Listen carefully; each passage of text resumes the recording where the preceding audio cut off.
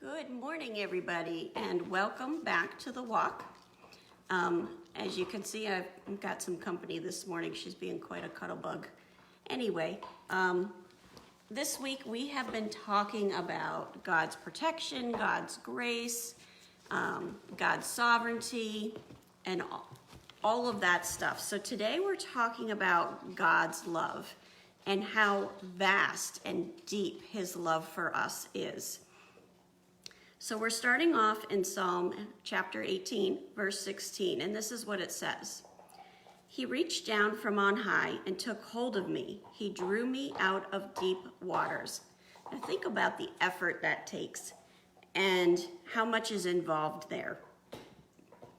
He draws you to Him. He draws you out of those deep waters of sin and whatever junk it is that you're involved in, because He wants that relationship with you.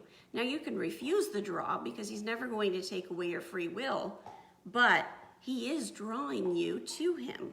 Verse 17, He rescued me from my powerful enemy, from my foes who were too strong for me. That's God's protection. It's reminding us of God's protection. Verse 18, they confronted me in the day of my disaster, but the Lord was my support. So the Lord is somebody that you can lean on when you're going through those difficult times. And I don't know about you, but this spring was really difficult. And the Lord was a great support to me because you know what? Most of my Christian friends were nowhere to be seen. They were gone. Verse 19, He brought me out of into a spacious place. He rescued me because He delighted in me. That's why God protects us. That's why God offers us that grace. That's why God's sovereignty is such an enormous factor in His love, because He's able to love us in a way that we could never even completely understand, because it's so rich, so vast, so deep, and all-encompassing. It affects every aspect of your life. The evidence of God's love is everywhere if you put your God goggles on and you look for it.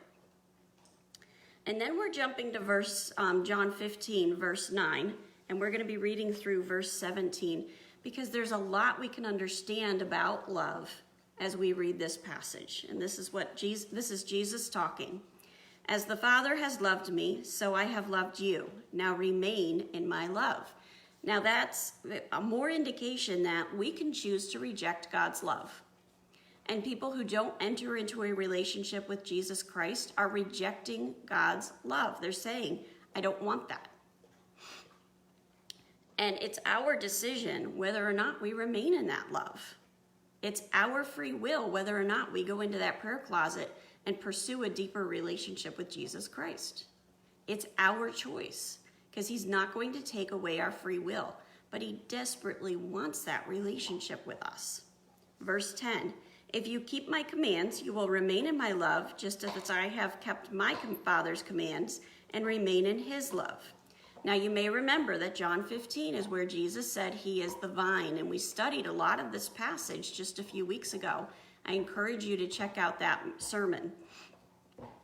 And basically, we show the Father that we love Him by keeping His commands.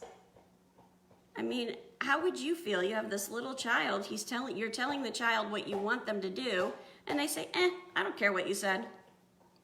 I mean, that's not love. We need to love Him back. Verse 11, if I have told you this so that my joy may be in you and your joy may be complete. Read that again. I told you this so that my joy may be in you and that your joy may be complete. Now, just as God's love is so vast that we can't comprehend it, so is His joy. And He wants to give us that joy. He wants us to have that joy. Verse 12, my command is this, love each other as I have loved you. So we're also called to love the people around us. And we should love them enough that we want them to know about our relationship with Jesus Christ and not miss the boat. Because, you know, when Jesus comes back, it's too late. If that person suddenly passes away unexpectedly, and we all know it happens, it's too late. Verse 13, greater love has no one than this, to lay down one's life for one's friends. Now, I know our military does that. Our military lays down their lives to protect our nation. But Jesus did it. Jesus did it in such an enormous way, and then he rose from the dead. That's how lavish God's love is for you, that he would send his own son to go through that agonizing, torturous death, only to rise again and offer us that free grace, that free gift of grace. You are my friends if you do what I command. I no longer call you servants, because a servant does not know his master's business. Instead, I have called you friends, for everything that I learned from my Father I have made known to you. As your relationship with Christ builds, you are going to discover that you are on the inside track and you are aware of what the Father's business is. The Holy Spirit's going to give you insight. It's going to give you discernment. You're going to come into situations where you have the right words and you know it doesn't come from you. All those spiritual gifts that are in Corinthians, they just come to play as your relationship with Christ builds. Now that's taking you beyond that servant level. You are on the inside track of what God's doing, and you are a part of what God's doing because he's calling you to be involved in it. Verse 16, you did not choose me, but I chose you and appointed you so that you might go and bear fruit that will last, and so that whatever you ask in my name, the Father will give you.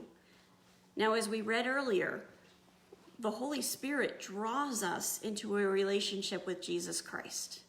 He knows ahead of time who's going to accept that invitation. He knows ahead of time who's not going to accept that invitation. And he already is guiding the people who haven't even entered into that relationship with him yet, because he knows one day they will be his little boy or his little girl. They know that. And he's acting that way. He's moving in those people's lives. And the part of him moving in those people's lives might be your calling to go and tell that person about Jesus Christ. You're an integral part of God's plan. And when you go in that prayer closet, he reveals that plan to you so that you can step out and act and fulfill that calling. And then verse 17 is a wonderful way to end today's message. It says, this is my command, love each other. We need to love each other with the love that Jesus has shown us. And that means we're going to be loving the people who are hard on us. We're going to be loving the people that get in our face and yell at us. We're going to be loving the people that talk about us behind our back. We're going to be loving the people that hurt us. That's what that's all about. As you go into your prayer closet today, really let that love sink in. Let it sink in that the Lord delights in you. You're bringing the Lord joy when you go into that prayer closet. Really allow that to absorb into your mind and your heart and your soul as you go through this day. Just a reminder, tomorrow is Saturday. That's my day of rest. That's the day I take off from the walk. But I will be back to visit with you on Sunday at 10:30. Have a wonderful day. God bless, and keep walking the walk.